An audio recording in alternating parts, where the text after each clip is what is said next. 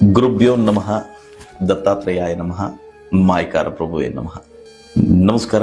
ನಾನು ನಿಮ್ಮ ಪಂಡಿತ್ ಶಂಕರಾಚಾರ್ಯ ಗುರುಜಿ. ಇವತ್ತಿನ ವಿಷಯ ಮದುವೆ ವಿಳಂಬ.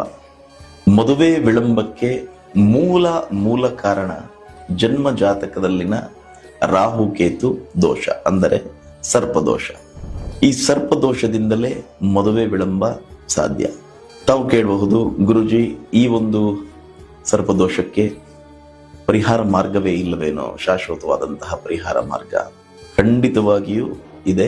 ಈ ಒಂದು ಸರ್ಪದೋಷದ ಸಮಸ್ಯೆಗೆ ಮೂಲ ಪರಿಹಾರ ಮಾರ್ಗವನ್ನು ನೀವು ತೆಗೆದುಕೊಳ್ಬೇಕು ಅನ್ನೋದಾದ್ರೆ ಪ್ರಪಂಚಾದ್ಯಂತ ಇರುವಂತದ್ದು ಎರಡೇ ಸ್ಥಳ.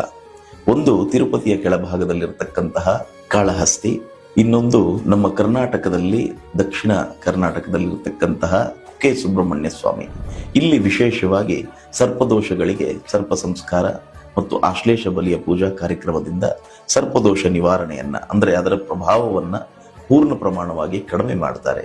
ಖಂಡಿತವಾಗಿಯೂ ಈ ಒಂದು ಪೂಜೆಯನ್ನ ನೀವು ಮಾಡಿಸೋದಾದ್ರೆ, ರಾಹುಕೇತು ಅಂದರೆ ಕಾಳ ಸರ್ಪದೋಷ ಆಗಿರ್ಬೋದು, ಸರ್ಪದೋಷ ಆಗಿರ್ಬೋದು ಇದ್ದಂಥವ್ರು ಈ ಪೂಜೆಯನ್ನ ಮಾಡಿಸೋದ್ರಿಂದ ನಿಮಗೆ ಪರಿಹಾರ ಸಿಗುತ್ತೆ. ಅದರಲ್ಲೂ ವಿಶೇಷವಾಗಿ ಮದುವೆ ವಿಳಂಬಕ್ಕೆ ತುಂಬಾನೇ ದಿನಗಳು ಕಳೆದಿರುವಂತಹ ವ್ಯಕ್ತಿಗಳು ಅಥವಾ ಸ್ತ್ರೀಯರು, ಹೆಣ್ಣು ಮಕ್ಕಳು ಶ್ರಾವಣದ ತಿಂಗಳಿನಲ್ಲಿ ಮಾಡಿಸುವಂತಹ ಸರ್ಪ ಸಂಸ್ಕಾರ ಪೂಜೆ ಬಹಳ ವಿಶೇಷವಾಗಿ ಅತಿ ಬೇಗ ನಿಮಗೆ ಪರಿಹಾರ ಮಾರ್ಗ ಸಿಗುತ್ತೆ.